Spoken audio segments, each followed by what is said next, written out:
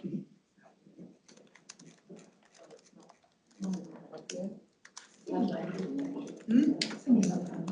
be, yeah. I would have thought she wouldn't be in a different one. No.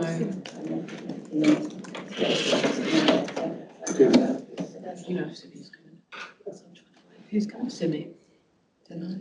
No one's told me who's coming where yet. Okay. FaceTime here. Lovely, I'll get started then. Obviously we're a little bit sparse tonight because we have some people over in other committees. So I will start with the minutes of the last meeting. So just before we start the meeting, can I just raise an issue outside tonight's agenda, please? Thank you for your recent correspondence by email regarding the papers that are presented to housing and communities. I understand the information, the advice that you've been given, but I would just like to challenge why housing and communities is no longer showing the community element and that it's going to stay. My understanding is that the agenda items for housing and communities are set within the Constitution, and there is a process to change the Constitution. I don't think we have been through that process. Yeah, we did have a few emails. I think Darren, I asked the question for you about those. But if it's something we can take as an action point, I can look into, or. Yes, Chair. I mean, I think in terms of the terms of reference to the committee, I can confirm what they currently are. I wasn't involved in the process to review them, which I assume is done as part of the annual review of the Constitution when it comes to full council. If it's the view of the committee that you'd like those terms of reference to be looked at again in terms of bringing those services back into the remit of this committee, I can certainly pass that back and also provide you with some background information for you, the committee and the chair on the review process that was undertaken to look at the terms of reference for different committees. So, thank you. My concern is that we weren't consulted as a committee, and within housing and communities overview and scrutiny, where is the communities if it's now sitting with SPAY? And I just feel that we should have had a voice within that process as a committee, Chair. Noted, we can come back with some further information. Thank you. Thank you. Where did it actually get changed at council? Because I'm not sure where did it actually get changed? I don't know. Ever since I started, Even none of my service weren't even aware that it changed. I wasn't involved in the Yeah, changes. no, I don't know how it got I can only changed tell you or what the current terms of reference are. where it got changed. What I'll fed back to the chair. Chair, I appreciate I'm taking valuable time from the committee. I am challenging the fact that as members of this committee, we weren't consulted in any way or shape. And as a Conservative group, we are lodging our disapproval and upset that we weren't consulted more formally, and that we do feel that it should be reconsidered. I hear that, and I will note that. Who do you want me to put it down as an action point? Who do you want me to follow up? Who do you want to take that action? The chair will take the action. With who? Who you've taken it up with? Who knows?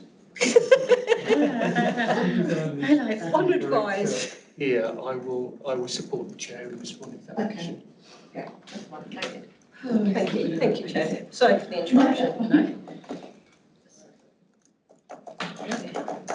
So, over to the minutes of the last meeting. I know it feels like a long time ago. Can we take those as agreed? Agreed. Apologies for absence. I've had Councillor Stevens, because he's in Finance and Resources. Councillor, he's chairing SPAY. I don't think he does this. He's on the. Yeah, he's on it now. Is he on it now? Yeah, well, he's chairing it this evening. Councillor Deacon is on SPAY. Councillor Pringle is there. I was looking at your name badge. Well, I've had to send my apologies to SPAY because I'm on both. I'm offering to apologies for Councillors Adeleke and Ed.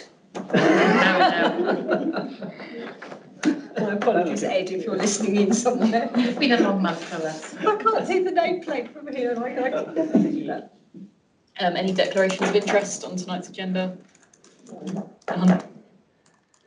Public participation, there is none.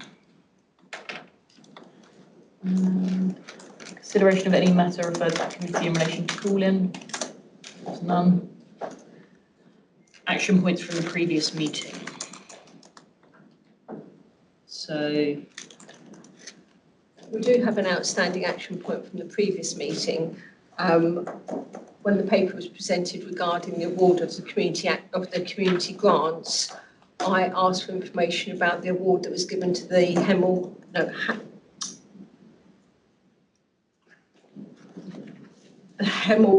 Tamil Association, and I've not yet had a response. which officer, can't remember, I think. It was Remember- Diane. Yeah. I will chase Diane for the Thank answer you. on that. And apart from that, the only one outstanding is a visit to a veg playground. But I don't think we want to do that in this weather. So, Not tonight. and we know that we are open to just pop in when they're open, so. Item 7, which is the Q4 quarterly budget monitoring report.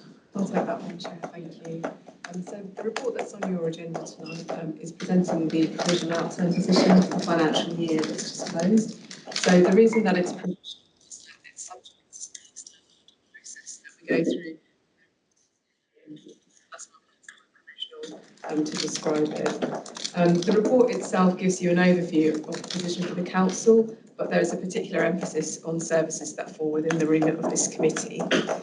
So in terms of the general fund, overall for the council, we've ended the year on a surplus of around £500,000, and that's generally been driven by strong income performance across the council's income generating services.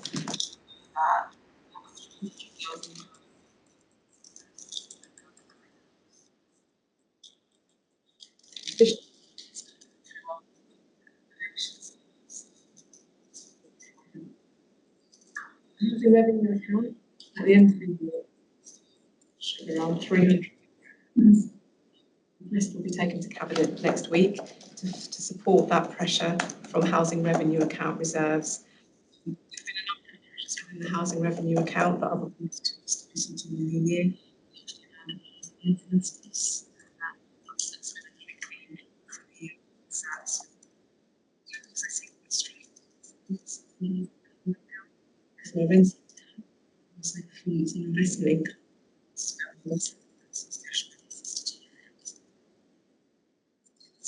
Apologies to the committee, I noticed Appendix C is actually missing from the apologies for that oration. But to give you some highlights in terms of capital performance, for our general funds, it's fair and expenditure is 5, which gets the same projects related to housing revenue businesses. 5.6 million.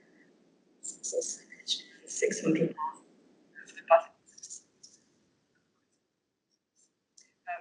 There's the headlines of the report, but it's always open to take any questions.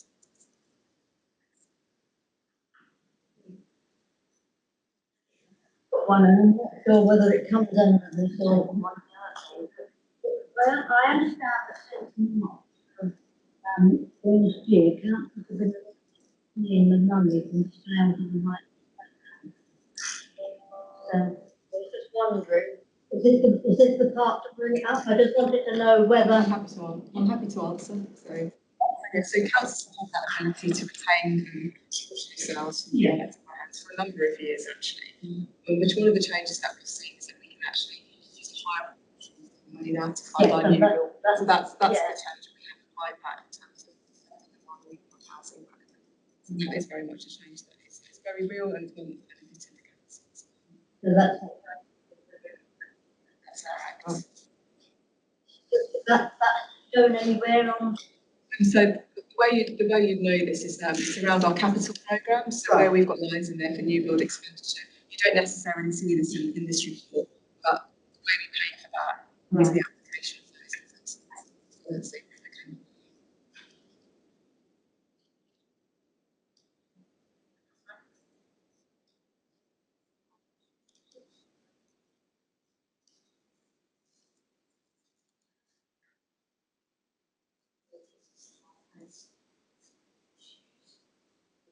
outlined in the report is what we're doing to address where we stand as far as recruiting permanent staff as opposed to agency staff and filling posts in order to address the just paying ordinary salary and agency staff salary. So just to brief the committee in terms of the work we're doing around staffing breaches. We have a programme that we are currently implementing as a transformation programme. So as part of that, we have reviewed all of our staffing structures. We have benchmarked them against other housing departments. And we've also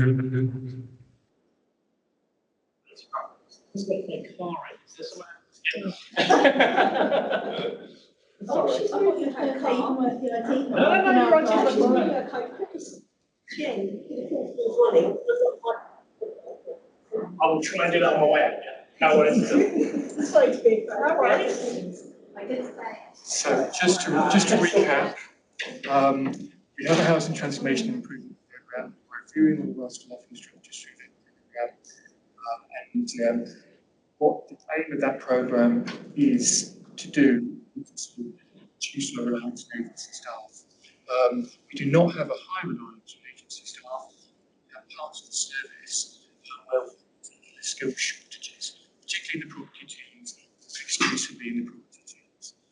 So we're about to start consultation on a new structure, which was permanently recruited to these roles. So I'm quite confident that within the next 12 months or so, we will be in a very different place in terms of reliance on external agency staff. There will be a couple of areas where, because it's very specialist, we still have recruitment issues. So, for example, public sector building safety is an area it's very hard to recruit. But we have a plan in place to address these pressures, and I'm happy to provide further updates at future committee meetings.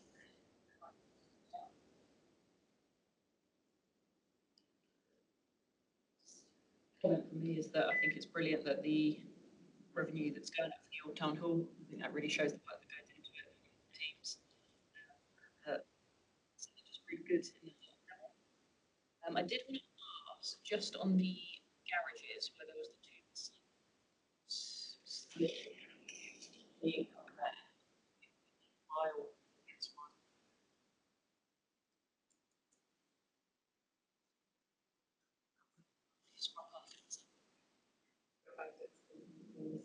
Yeah, page 9.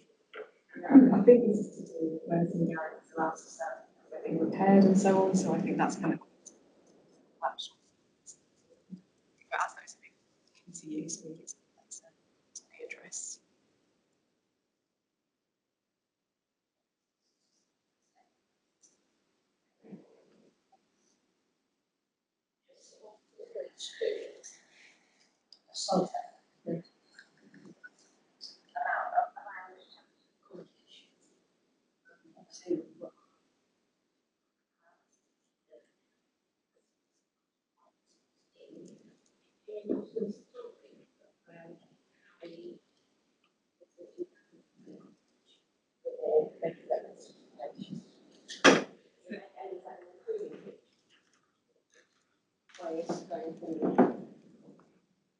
And so current position is we have here that's around 260 households. So how many was that? 260 households in temporary accommodation, up to deteriorating position over the last couple of years. We've seen a significant increase in demand for homelessness in Q1 of this year, and over 900 households, approximately household, which is 100% higher. So there are a number of factors for that, like cost of living, challenges in terms of accessing the sector, and affordability perspective, but also actual availability of property demand. There are also issues related to complexity charges, which is increasing demand on the service. There's some links also to business and roughly paying factors. So temporary accommodation, is that bed and breakfast? So is bed and breakfast a different figure? So there are. Right. No, a good question. So we have a number of units within our retained stock of temporary accommodation. So at the current time, around 30 households in temporary accommodation. What I can provide assurance of is that we are still within line of statutory guidelines in respect of households with family not being on breakfast for any longer than the 6-week period. So households are moved on within that period into alternative housing. We are finding those households needing to access bed and breakfast due to availability of other stock. For example, being able to safely accommodate somebody where we may have restrictions about what we can in place, either due to restrictions in respect of their own safety, perhaps in relation to aids and adaptations requirements, or in relation to the safety of others. So, for example, in case of prisoner discharge, if we have specific requirements that an individual cannot be placed within a specific locality or within close proximity to certain types of household, that will require us to a suitable and safe placement, and that's within the defined of that stock. We will need to work with institutions which may be alternative identified.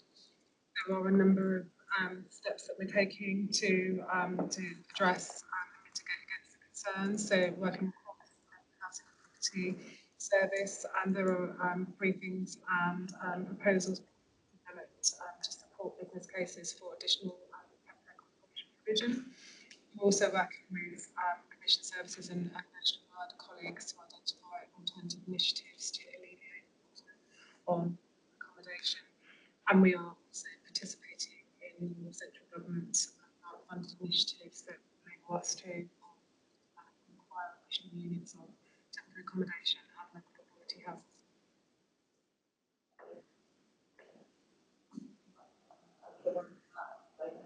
Do we have anyone in temporary accommodation which is outside of decorum? Yes. How many, do you know how many? I can come back to you on that figure, but for the reasons that I've just shared, it may be, we may have a situation where somebody has a decorum local connection, but we've been advised that they can't be placed in decorum, and they've approached local authorities. So we will then need to engage with them and other local authorities to identify persons.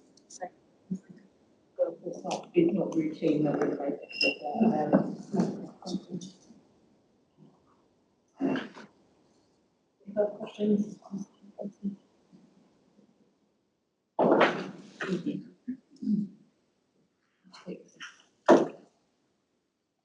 Agenda item 8, which is the RSH Consumer Standard Self-Assessment. Thank you, Chair. So this item is with me to present. So there's quite a lot of information. I'll just give you a bit of background and an overview.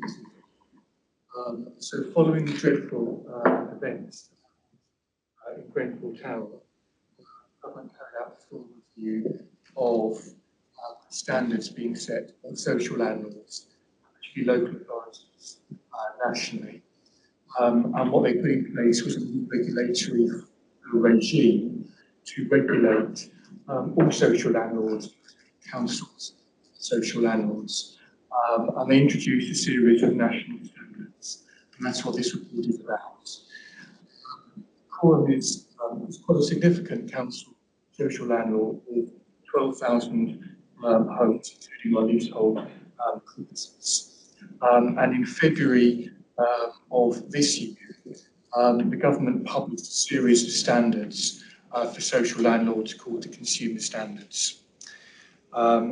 When we received these standards, we started an exercise to assess our performance against the standards, to see how well we complied with them in terms of the services that we provide for our residents and where we thought there might be gaps. So what you have with this report is in the first appendix, Appendix A, you have all of the standards listed in detail. It's quite a long document, it's nearly 50 pages long. And then it sets out how we meet those standards. And if we think we don't meet them, what we're going to do about meeting them. So that's our assessment of how we perform against the national standards. In order to ensure that we're not marking our own homework, we then brought in some independent experts in this field who are an organisation called Altair, and we asked them to carry out an assessment of our assessment. So to check our work and either validate it and say they were happy that the conclusion we'd reached was correct, or tell us what more we needed to do. So the second appendix, Appendix B, is that independent validation of the assessment that we've carried out.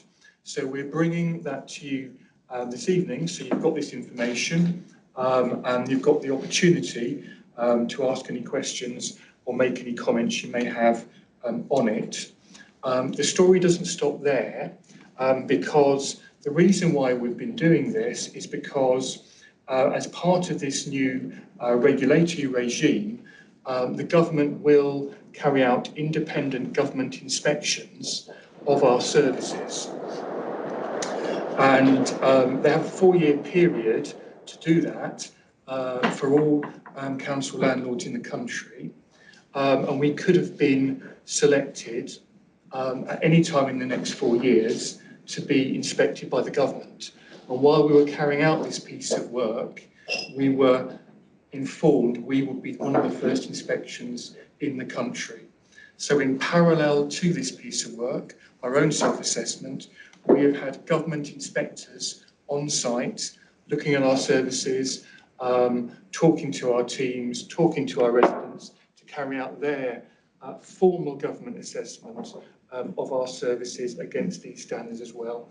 So we will be one of the first councils in the country, anywhere, to be formally assessed against these standards by the government. Now we are midway through that process. The government have been on site, their inspectors have done their field work, and they will be producing a regulatory judgment and they will be scoring us. So at the moment, I can't formally report to you what that score will be, but I can tell you that we have been informally given the score today, and it is a good result. We have achieved a good result in terms of our performance against these standards. So that's the background to this, this report. There's a lot of information in it. Happy to answer any questions the committee may have. What the report is asking is it's asking for your support for the work that we've carried out to date, whether you have any questions you would like to ask about these services and these standards. And it's talking about following this up by coming back to committee in 6 months' time. I can tell you, however, we'll be coming back to committee much sooner than that because we will have the formal inspection judgment that we can share with you very, very soon. So at the next committee, the one after that, we will be formally reporting to you on the government inspection result as well. So that's the summary of this report, Chair, but really happy to answer any questions. Did anyone have any questions on the start? Councillor Johnson? Yeah, well, you've sort of stolen my thunder in a sense. One of the questions I was going to ask was if there was an issue with the council's role, what action could they take other than a grading? Is there some sort of penalty? Is there some sort of instruction that they can give to the council about things that actually really must get done?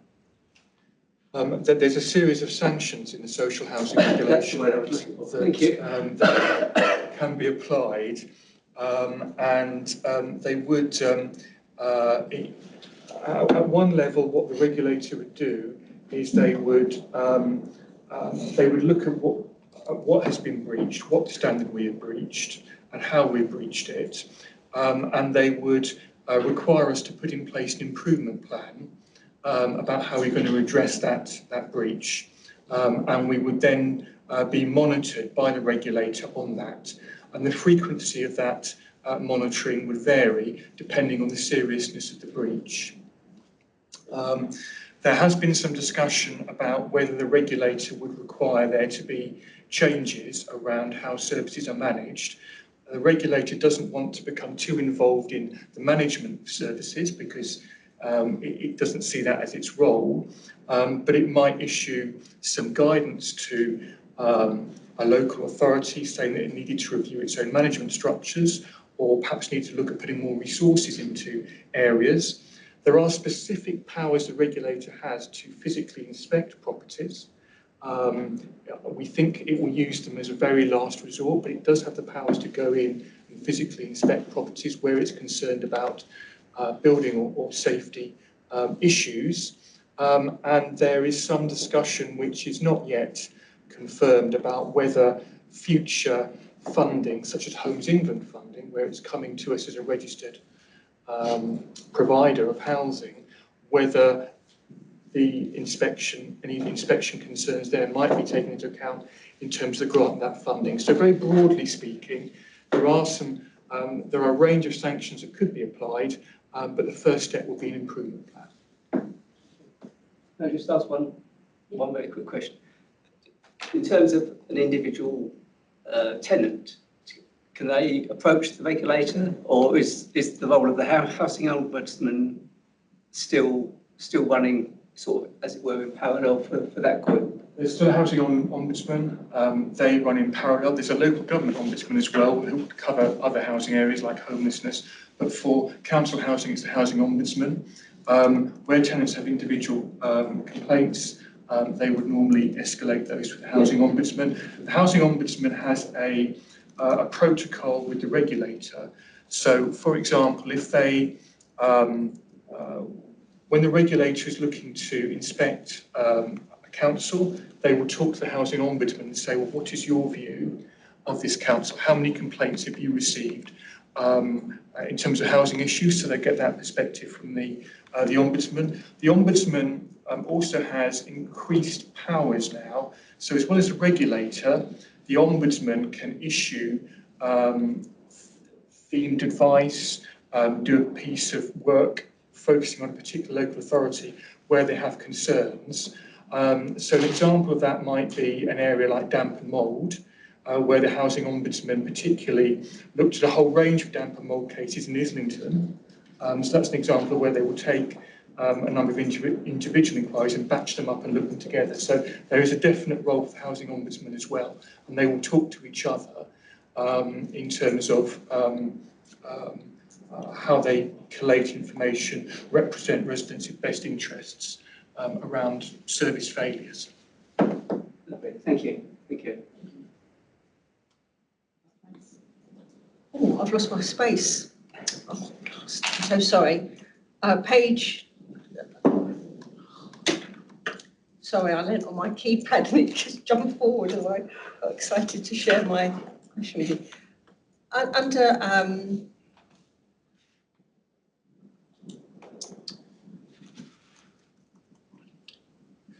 now I've gone right back to the beginning. Section 2, it's talking about emergency repairs. Well, the whole section is talking about repairs to properties. I understand that will always be a bit of a bugbear for someone. If it's your leak or your damp and mould, it's never going to get sorted out quickly enough. But I noticed there that it says the CCTV control room is available 24/7, and that members could contact them if there was an emergency. I have never had that information shared with me, and I wouldn't actually know how to contact the CCTV control room. And I wonder if I am alone. By the puzzling faces, possibly not. If we have, we knock on our door, a phone call, or what have you, that someone has some catastrophic midnight catastrophe, how do we reach out to CCTV control room for support? So there's a protocol developed approximately 6 months ago off the back of an issue that a member had in relation to accessing details for a key holder for one of our community buildings. I worked with SLT colleagues to develop a protocol which was approved by SLT and distributed to member support subsequently for sharing with members. So apologies, Councillor, if you've not received this. I can certainly take away an action to arrange for that to be reshared with all members.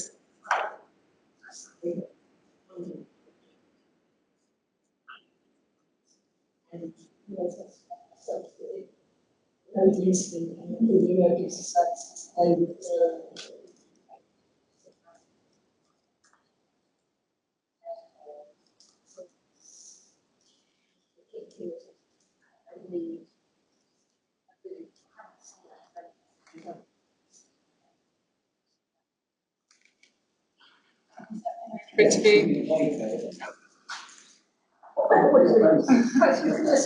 absolutely, and just to provide you some reassurance, the document gives you a useful overview in terms of what to do in relation to an emergency care issue, whether it be to for example, for accessing non-DVC buildings or other issues such as highways concerns, etc. So I'll arrange for it to be shared again. If you could. Now that you've said the wider issue, I think perhaps I have seen it, but I think that is really quite a critical point, you know, so that would be great. Thank you very much. I haven't had a read through it, and Altair's one as well. I don't think it's a surprise that we've got a good result, even if it's informal at the minute. Are you able to share any of the informal highlights? I can share a few comments with the committee. What the regulator said to us today was that they felt that the council was effective in terms of the work it did around health and safety, that it met the outcomes required by the regulator, but there's some areas that we still need to do more on, particularly around resident engagement. They felt the team was really dedicated. They felt the stock condition work that we carried out as part of our asset management strategy, which you've looked at here, gave us a really strong basis, that we had good levels of data, and that we followed through on the plans that we had set, and that we had an open relationship with residents, and were willingness to build trust and relationships. So that was the verbal feedback that we received, and that was about everyone that council, the regulators met at the council, which includes the residents they met, and councillors they met, such as Simi and the leader. So it was really about the total impression they got of the current council who came here. So some really mixed feedback. I get the more formal feedback, which will be more formal in its tone. You will have it as well.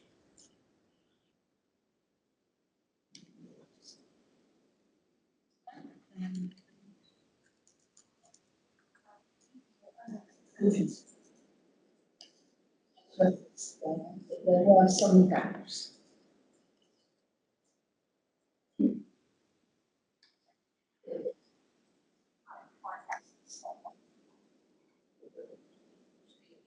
There's no sort of timescale about when those gaps will be in, and if you could give us an idea about what those gaps are.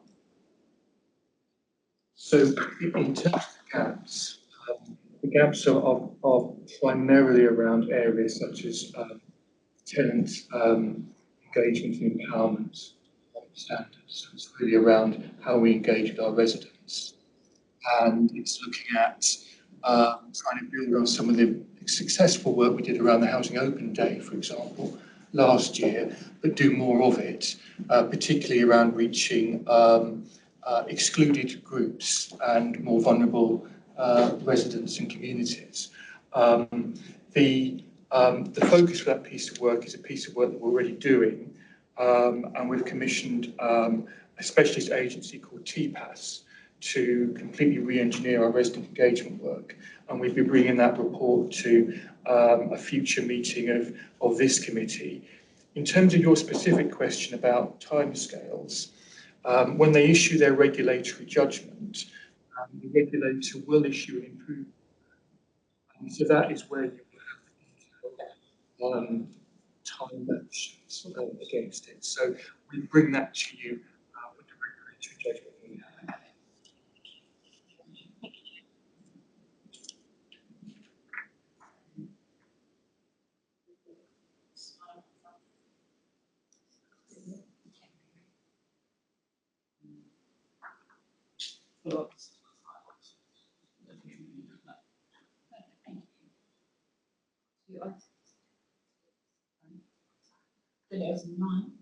Humanitarian program.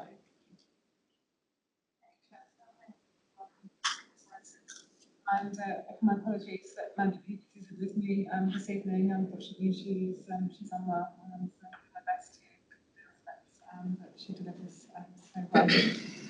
So here this evening, really to provide you with an overview of activity in this area. I'm mindful that we provided a report to members some 14 months ago, but much has developed and changed since then. So some members will be familiar with humanitarian response activity that has been undertaken by the Council since around 2016, principally in relation to the Syrian resettlement scheme. And there's been much activity undertaken by the Council since this time, but predominantly the increasing activity in relation to Ukraine and much more recently in relation to instances in Afghanistan. Has seen us need to stand up a dedicated humanitarian response team. Previous to that, our activity in this area was delivered by a couple of officers within our in-house tenancy sustainment team, but it's been necessary due to growing demands to stand up a dedicated resource. So we now have 6 officers heading up activity in this area. The team do a range of activity, and some of that is highlighted on the first slide there, but predominantly their aim and their activity is around ensuring an effective coordinated approach to operation of humanitarian response activity across the borough, particularly in relation to integration within the community of new residents to Coram. They liaise proactively with our voluntary sector, with statutory organisations like the Home Office and of course the County Council, who are responsible for the lead coordination activity in relation to the Ukraine resettlement scheme, and are also responsible for Tier 1 responsibilities in relation to safeguarding adults and children. Specifically in relation to the Ukraine scheme, our activity is limited to undertaking accommodation needs, so where households move into accommodation with a host. DBC's private sector housing team undertake duties or rest checks, so hazard checks of those homes to ensure those homes are fit for occupation. They're not of risk to any member of the household, and that ensures then that the host can receive the relevant monetary funds for standing up accommodation. The team's activity is delivered to ensure that households can live a healthy and prosperous life within Decorum in respect of accessing accommodation, health services, education, and support to enable them to move on into employment and other forms of training as and when their immigration status enables them to do so. And we do that in a range of ways, as is touched on and delivering tailored plans, enabling access to diversionary programmes for individuals who may be at risk of being drawn into implementation. For example, we work very, very closely with other members of the housing service to ensure alleviation of pressures on services such as the homeless prevention team and the temporary accommodation team, but also with other external partners such as the Community Safety Partnership, so colleagues from police, fire, etc., in respect of ensuring accommodation is safely managed. And in relation to regional asylum, which I'll come on to in a little bit more detail shortly, myself, the Chief Executive, lead on behalf of Hertfordshire coordinated activity in relation to housing, ensuring a place-based approach to dispersal across the Eastern region. So myself principally as the housing lead, and Claire Hamilton as the Chief Executive representing Chief Executives in the Eastern region. So the second slide here really gives you an overview of households that are currently settled in the borough. So the green areas highlight the number of households that are settled in relation to the Afghan cohort. So as you can see there, 12 households have been supported to access accommodation out of the borough, and that will be principally to enable them to establish and maintain connections with distant relations that they wish to live nearby in other local authority areas, or to take up employment in areas that they have chosen to move to, and the remaining areas are supported, so 12 households supported directly by the council in accommodation, both within the private sector, within DBC's own stock, and within registered provider stock locally. A further 17 households settled across the borough in other forms of accommodation, such as HMO type accommodation, and 5 households are supported by the Refugee Council. So those households were the very first households to be dispersed from Afghanistan, so the first flights leaving Afghanistan, and were initially accommodated in the asylum resettlement hotels. So we've been able to successfully support them with the Refugee Council. The reasons why they're supported by the Refugee Council was at that time predominantly the council didn't have the resource to provide that dedicated support, and it was important that we were able to give them the support that was needed at that critical time. The remaining households highlighted there in orange are the Ukrainian guests who are currently accommodated in Dacorum. So 91 guests currently hosted, and 50 across 51 sponsors in the borough. And then we still have remaining 3 of the Syrian resettlement families that were accommodated in 2016 supported in the borough. The remaining 7 or 8 households have moved away from support and now living independently without our support, which is fantastic. Moving on to asylum data, currently we have, as indicated there, 2 contingency sites. The contingency site is used by the Home Office, and the Home Office is the secured accommodation agent, which for Hertfordshire is Clear Springs Ready Homes.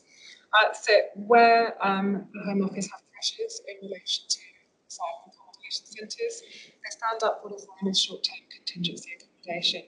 And in Dacorum, we currently have 2 remaining contingency sites. You can see there housing over 200 residents in both sites, and the demographic of those sites can be seen just in the left-hand corner. On the right-hand side, the slide identifies to you throughout Q1 of 2024 the number of refugees that the council have been supporting and engaging with in relation to their accommodation status and their housing. New refugees are individuals who are either in the process of receiving their new refugee status, so pending an outcome on their asylum claim, or are imminently due to receive a decision which enables them to look at their onward housing journey.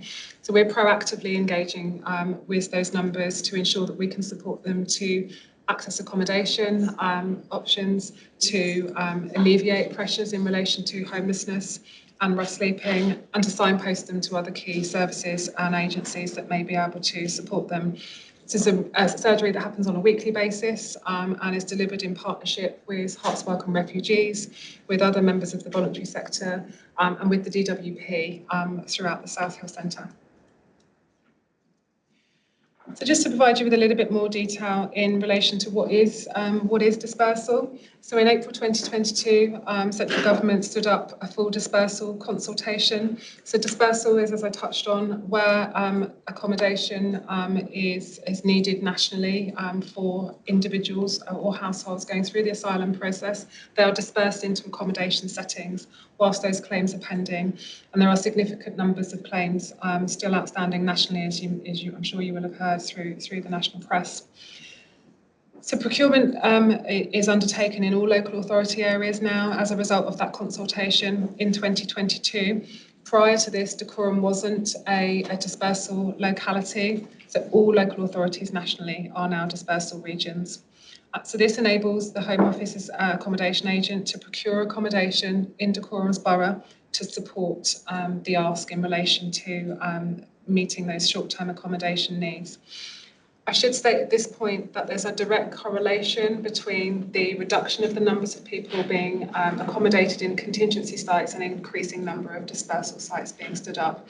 So the intent and the drive, the government recognises it's not suitable to keep people in short-term hotel accommodation over long periods, so they're trying to drive up the numbers of properties procured through the dispersal route.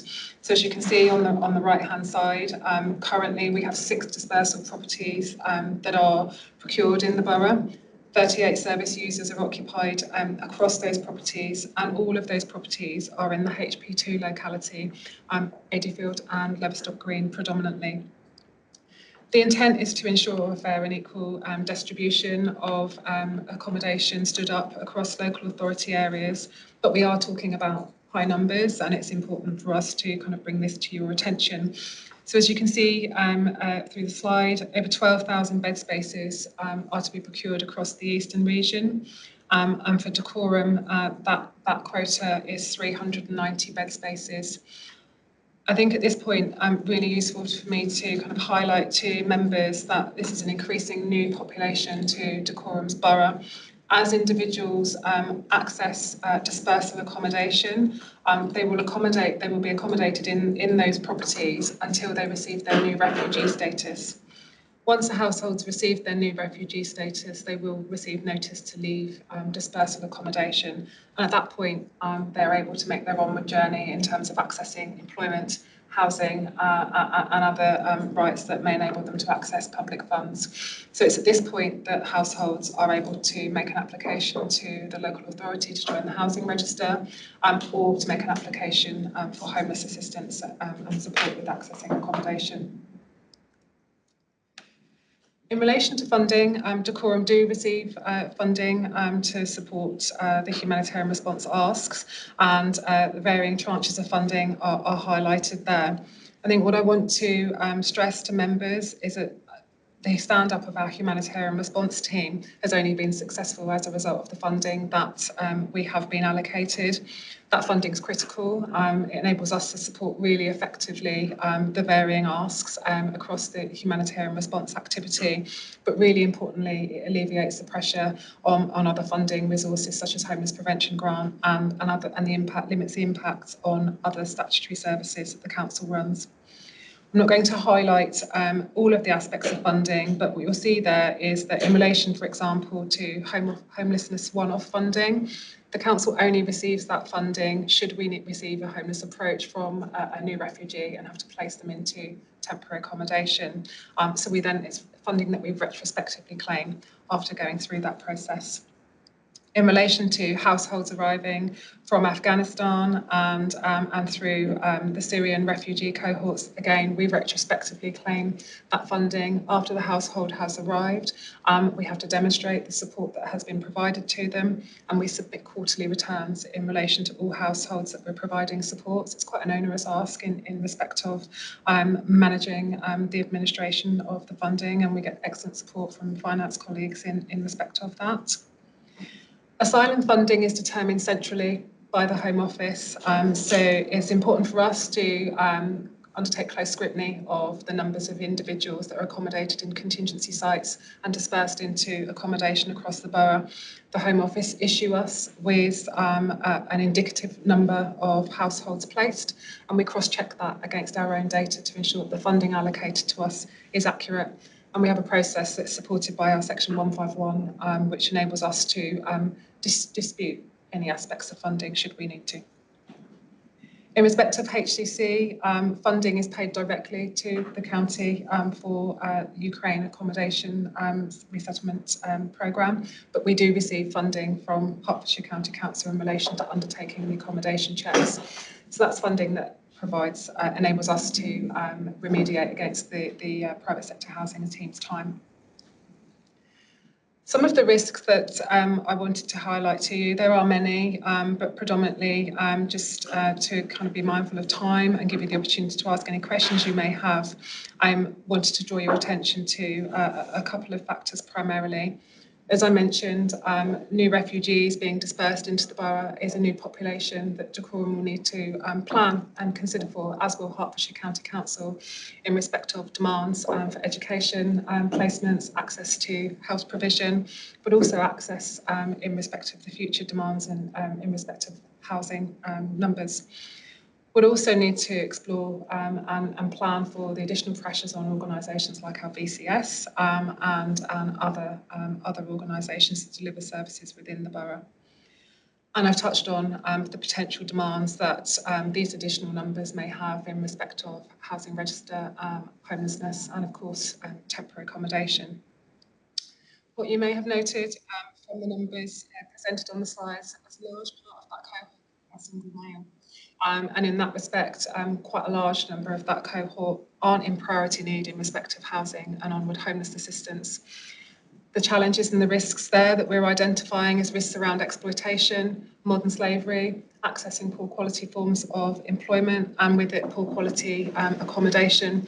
And so that provides challenges in respect of our private sector housing team working in partnership with colleagues at the police, but also with the community safety team to ensure that we can address those concerns promptly. And we're currently working with Trading Standards and the Hertfordshire County Council's contest team to identify a number of issues that we, to investigate, a number of issues that we've identified with individuals already working unlawfully through firms such as Uber Eats, as an example. So one of the biggest challenges that we are seeing is access to the private sector.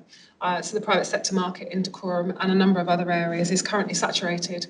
So as we can see is competing demands, both from Dacorum trying to procure private sector to prevent homelessness, our own residents trying to procure private sector, and we're now competing with Clear Springs Ready Homes, who are procuring accommodation to meet their own demands, in addition to other local authorities in Hertfordshire, but also London procuring properties within the borough. So that creates for a really challenging market. It drives up prices and can unfortunately have unintended consequences in terms of impact on the wider community. But also when we know that there are affordability challenges with our private sector market, that causes additional issues for us as a local authority. So as I've alluded to, a lot of what we are doing in terms of managing activity in the humanitarian response arena is to work in collective partnership with the voluntary sector, other local authorities across Hertfordshire and the Eastern region. We have an excellent relationship with the voluntary sector in relation to managing some of the demands. So examples of which include enabling us to fund the voluntary sector to store donations so that we can alleviate pressures on the funding to purchase things like school uniform or items of urgent requirements such as car seats for young children. We maximise the use of grant funding through that collaborative approach, and that really enables us to ensure that we have a good cushion in respect of being able to draw down on that funding to deliver some of the intervention and programme activity that is really vital to integration. So one of the things that we're funding currently is community space to enable us to deliver a women's activity group. And that activity group is led by the Afghan women, which is fantastic to see them being empowered to develop confidence amongst their cohort and enable access to education and training such as ESOL. We are working with our Community Safety Partnership team to deliver activity with Hertfordshire County Council, such as meaningful use of time activities, is enabling young men to access football training sessions or females to access sport in a safe environment. And we're also delivering vital training to our partners. We have, in the last 6 months, delivered prevent and counter-terrorism training to all of our voluntary sector partners, to all of the Home Office accommodation agents who are delivering activity within hotels, and primarily because we weren't confident as to the standard of training that had been delivered to individuals previously, and in some cases it was completely lacking.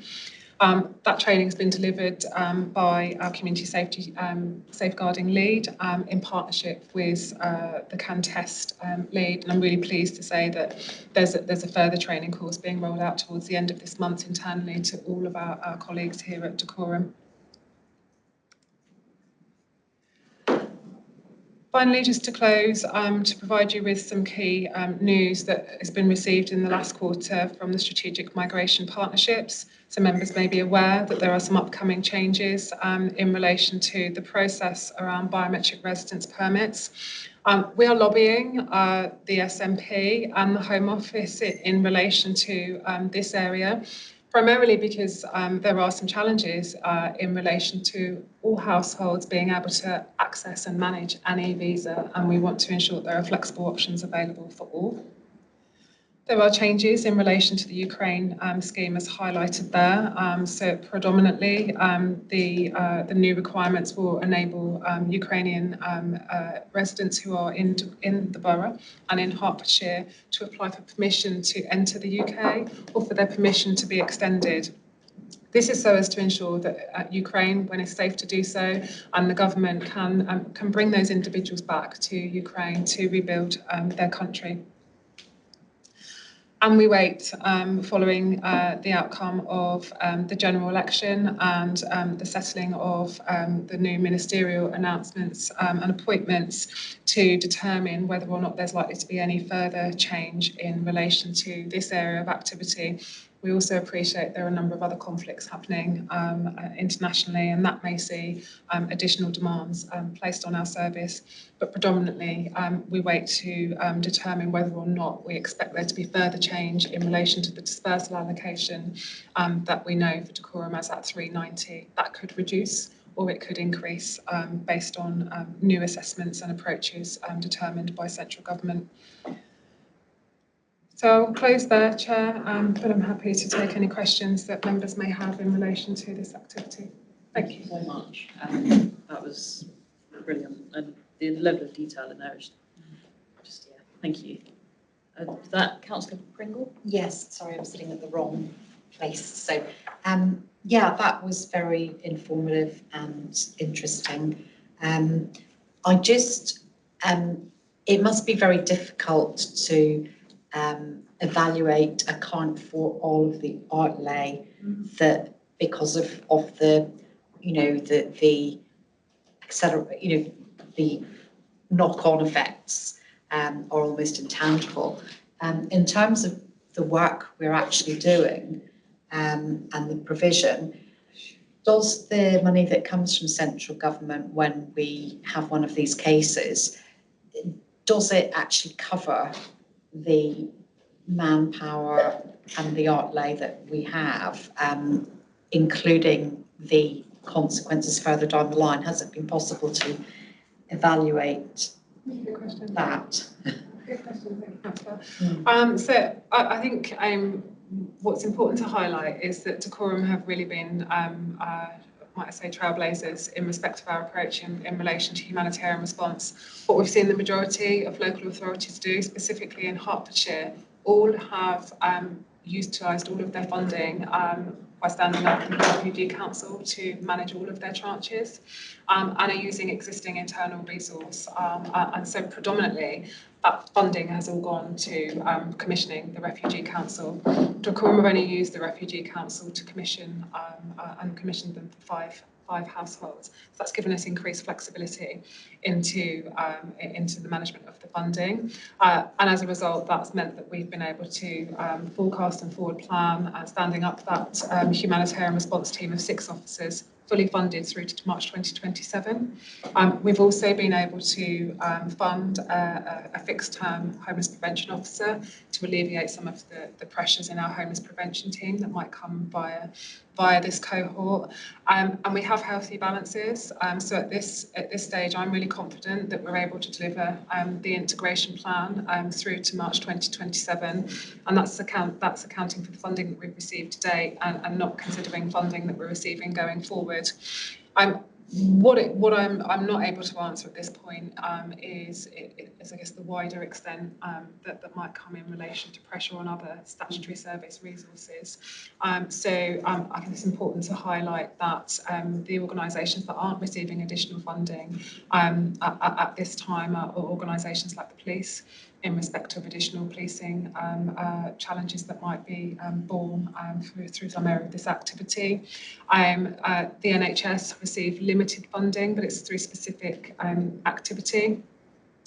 And Herts County receive an amount of funding, but it's difficult to answer as to whether or not that fully enables them to deliver services such as enhanced mental health support, commissioning of specialist services for households who have additional needs, providing access to adapted accommodation.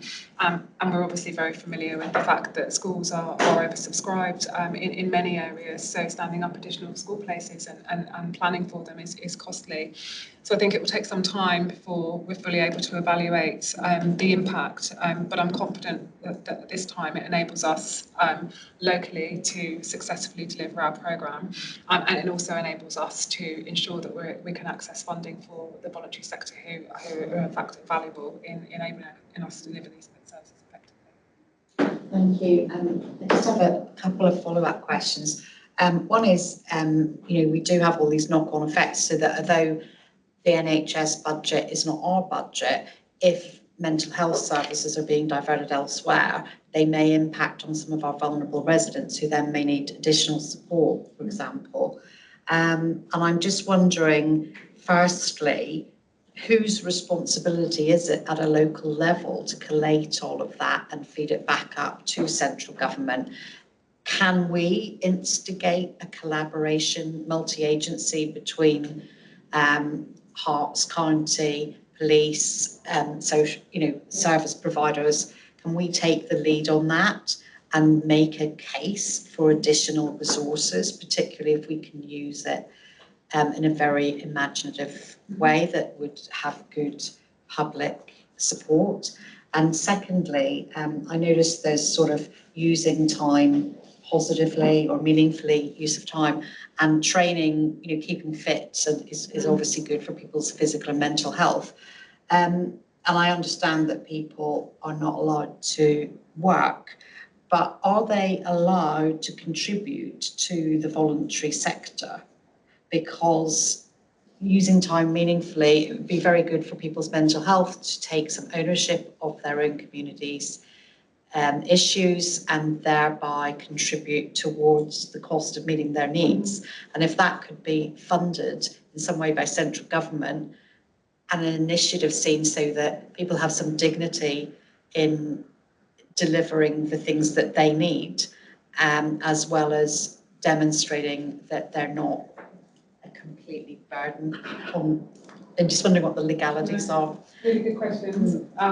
And this is why we kept the slide deck relatively short, because this is an area which we could speak to you about for hours. So in relation to your first point, we have a governance structure that is managed and coordinated by Hertfordshire County Council. So we bring strategic leads across Hertfordshire together to collectively address some of the issues that you've touched on, issues around community safety, community cohesion, integration, etc. And we stand up plans for Hertfordshire, but then specifically enables us to lobby our chief executive group and work with members to lobby the government in relation to key issues, be that about specific funding, be that where we might have a local authority area that is particularly saturated with high numbers, and that's impacting negatively on the wider community, and we have done that specifically in relation to quorum through our MP and through that group prior to us coming to speak to you. And around 6 to 9 months ago, we had 4 contingency sites live into quorum with really, really high numbers, and that lobbying and that engagement has enabled us to successfully reduce those numbers. So currently, early discussions are underway to develop a Hertfordshire-wide protocol in relation to integration, and so that will see brought about an action plan that will, I'm sure, cover many of the areas that you've just touched on, and also cover aspects around evaluation and evidencing future need for additional planning, additional resources and funding to Hertfordshire. But I would say that my experience of working at East Region level with our Chief Exec has enabled me to be confident we have a really good handle on the situation across Hertfordshire. We're influencing the East Region, and we're also enabling the East Region to learn from our approach, and I think having both myself and Claire in that position enables us to ensure that decorum's voice is heard loudly. In respect of activities, training and employment, we've got some excellent examples of activity that has been delivered. You may be aware that our Afghan cohort in particular are many of them are very highly educated. I'm able to say that one individual in particular accessed voluntary work through community action decorum and specific training to enable them to transfer their financial qualifications to accountancy qualifications locally and help them to seek employment. There's also an East Region funded project that enables exactly that, individuals coming from the varying cohorts to come to the UK with qualifications that they've gained in their native country and undertake transferable qualifications here, accessing East Region funding that will enable them to be passported into accommodation. So employment such as chemists, pharmacists, solicitors are all amongst those that have come to us with very high levels of qualification. We've also been really, really successful here in benefiting from an individual who has been through that process within our humanitarian response team and was an Afghan refugee. But they can access voluntary sector volunteering opportunities in addition to training. And once they have been in dispersal accommodation for a period of time, there is a cut-off that enables them to, with support via the Migration Service, advise the government and request permission to seek employment because their claim has taken too long to process. Right. There are some limitations on how much they can earn, but there is a process that can be supported to follow that enables them to undertake some forms of employment. And I have to say DWP and BCS locally are excellent in ensuring that those individuals access that advice and support and can access the relevant training schemes and funding. And there's lots of additional funding for things like ESOL as an example. So one of the things that we're currently exploring as a team is the individuals that we have within our service who speak languages other than English to also train themselves as interpreters to enable certifications to be provided to this cohort. Brilliant, thank you. I just want to say I really appreciate the sort of spirit behind the work you're doing, because I would like to see the administration decorum, setting the bar for other administrations and therefore feeding in to positive work that could be done across the country. So well done. It's very good to hear all of the things that you're doing. We'll echo that. Councillor Banks. Yeah, absolutely echo what Councillor Quinn has said.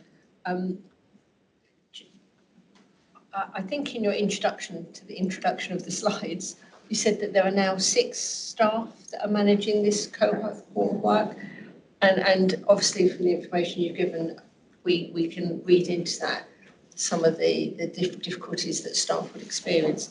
Just so for like a comparison, an ordinary, if there is ever a thing, and I don't mean to be dismissive of anyone's job role, a housing officer, what sort of caseload would they normally manage? Because obviously we can see the numbers that 6 people are managing. I'm just get an idea of the complexity of the work.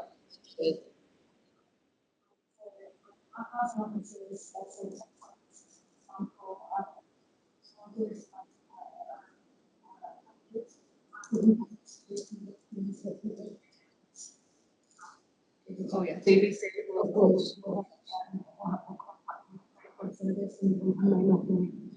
It's just a really interesting comparison, you know, if it's sort of regular wholesome household. Yes, but in relation to homelessness, for example, our case officers in homelessness will usually operate cases for that would see them carry that case from start to end, including activities around home visits, personalised housing planning, investigations and liaison with agencies that are signposting. So I think what's important to kind of stress with this cohort, it is significant in terms of the numbers, but we're not intervening in every single case, and some of the interventions may be just signposting or referrals to other agencies. So currently, the team are actively engaging with around 100 individuals at the current time, but that number does vary and fluctuate. It shows the complexity of the work that's involved, whether it's signposting or supporting or engaging with. I can imagine just the simplest thing about the language barrier must be the first hurdle that you've got to get over, and then cultural barriers, and then actually whatever the issue may be on. We're very lucky that only one of the 6 is the only English-speaking staff member, but we have a good number of languages spoken across the team, including Arabic and Urdu and Punjabi dialects. So I'm really lucky to have the team that we have, which enables us to alleviate some of the pressures on the voluntary sector also. But some of the challenges are really around managing things like cultural differences, particularly when you're engaging with women. What is cultural norm in their home country is not a cultural norm in England, for example. So domestic abuse is a real challenge for us to manage. Just 2 more. I noted that on the last couple of slides when you were talking about numbers, and you know, you were referencing bed spaces. I mean, it just sounds awful, doesn't it? That you know, the idea that that's as much as they get really is a bed space. What does that actually mean? I mean, it could be anything from a dormitory through to a household. You know, what does a 390 bed spaces? What does that look like to that individual that's allotted a bed space? Yeah, so it does. Yeah, I understand the question is a good question. So for example, the 6 dispersal properties that have been procured in Decorum, they're HMO type accommodations. So they will have anywhere between 4 and 6 bed spaces within them, so a room within a shared house. The variance, I guess, is if the household is accommodated in a hotel. So it is literally a bed space in a hotel.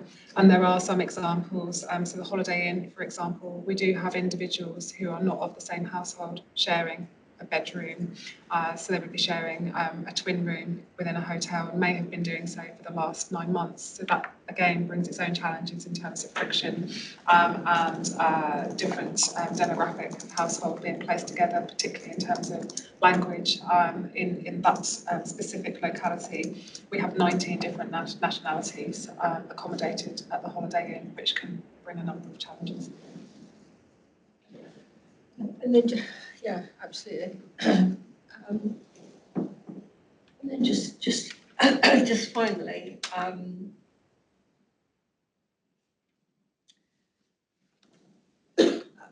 when you were referring to the training and the exercise classes and the social activity, is that all done within that accommodation, or are there centres or meeting places outside the actual physical building that they're in? A variety. So some individuals are brought into education settings in community buildings. We have had activities delivered within the facilities offered to us at hotel accommodations. So exercise activities, for example, delivered within hotel grounds. There have been minibus trips to mosques in Luton and specific activities delivered there, but many examples. The South Hill Centre is a site that is used for the housing surgery, and we use a community hall local to the town centre for a women's group that enables young children to come play within a safe setting, and for us to provide advice and signposting to the mothers, and there are obviously a range of other sites that are used. We try to ensure that wherever possible we're led by the clients and their wishes and wants, and deliver in a setting that feels comfortable and safe to them, rather than us dictating where those activities should be delivered.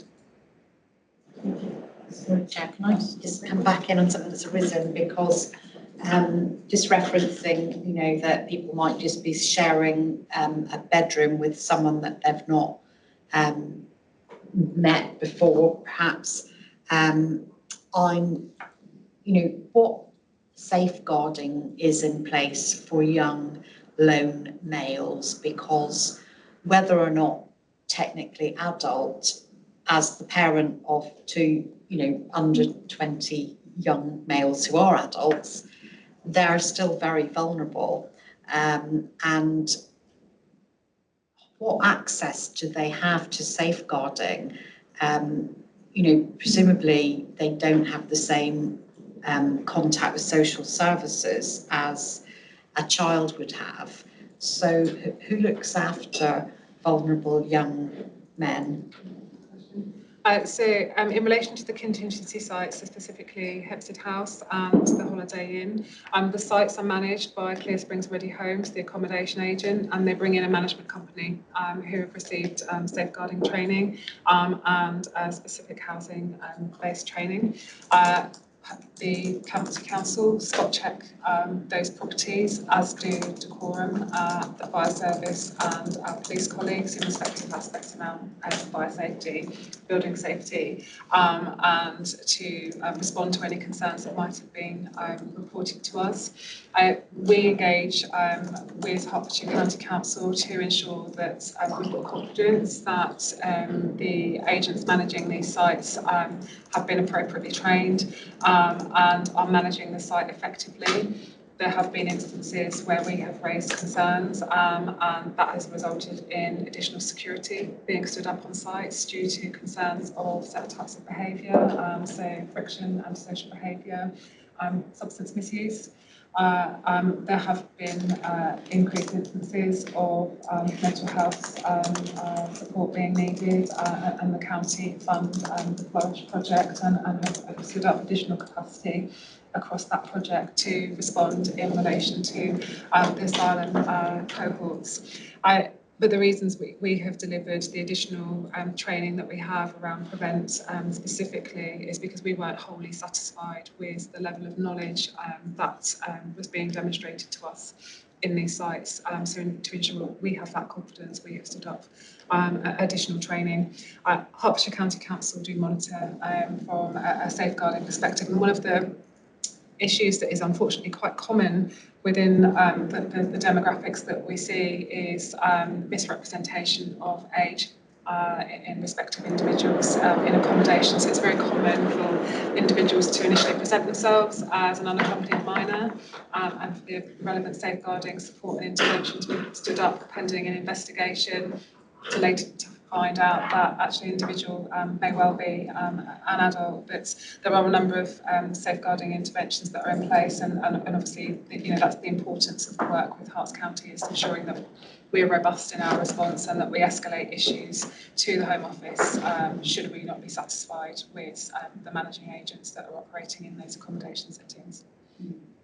And so if, for example, some of these people had mental health problems or learning problems or vulnerabilities, would that be picked up if they're adults, as you know, if they were deemed adult from the outset?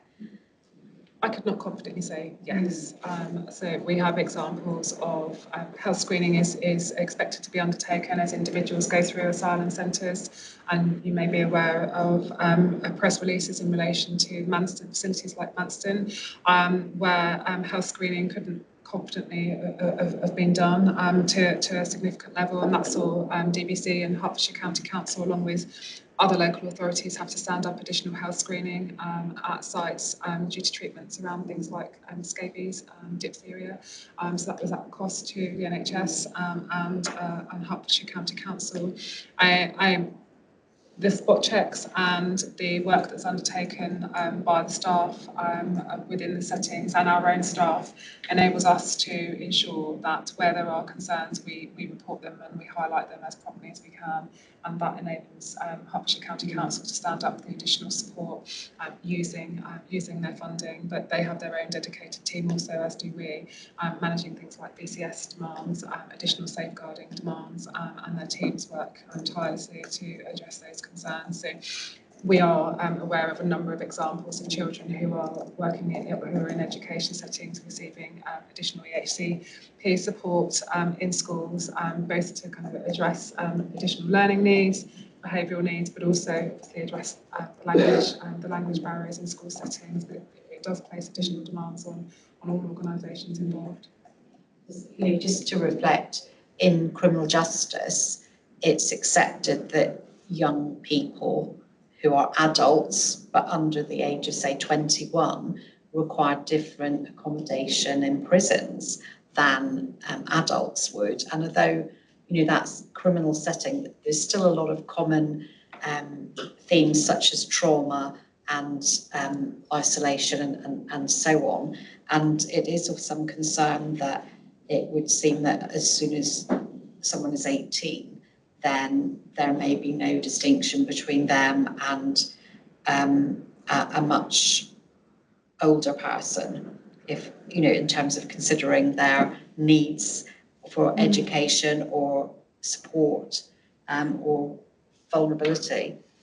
And these are the areas where we have a lot of feedback from the voluntary sector in relation to their engagement with cohorts, and that's why the housing surgery is so vital, so that if there are instances where somebody has slipped through the net and perhaps they are being reported to be a non-priority, if you like, individual, we're able to assess those individuals and identify whether or not we feel that they may need more support than has previously been offered, and there are examples of individuals that we would have initially identified as not being eligible for things like temporary accommodation and specific housing support, but following those initial assessments have then subsequently received it, along with additional personalised housing planning and support planning to bring in those other support organisations that are needed.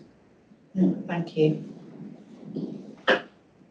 Just a very quick one, and it refers to everybody really, that if they're staying in the Holiday Inn, what happens with their food and laundry? So So the provisions on site are managed by the accommodation agent. The organisation is procured to deliver those services, provide the 3 meals a day and laundry facilities, etc. So does that relate to everybody that goes into a hotel like that? Into those settings, yes. The Hempstead House setting is slightly different because they are self-contained flats. Households and individuals have access to their own washing and laundry facilities within the self-contained flat. Any further questions on this item? The recommendation was. So just an information item, Chair, no recommendation specifically, and happy to bring back further updates should the committee wish in future. Thank you so much. Thank you for the report. Thank you. So agenda item 10 is the forward plan. So we can see in September, we've got the quarterly budget monitoring report for Q1 and the housing performance for Q1, tenants voice report, supported housing strategy and the tenant satisfaction measures report. So it's quite a packed one next time round. And obviously, so at the minute, October does say it's empty, but obviously we know it's not because we've got the follow-up item coming. May Chair, the supported housing strategy, it will not be coming to September's meeting, so we'll come back to you with a revised date for the full plan. Which one is this? Supported housing strategy. And we are going to look into what we discussed at the start of the meeting about agenda items. Is there any other business not on the agenda, but if there is? No? Lovely. I'll close the meeting. It's 20:55. We might be the first ones done, but I don't know. All right. Thank you, everyone.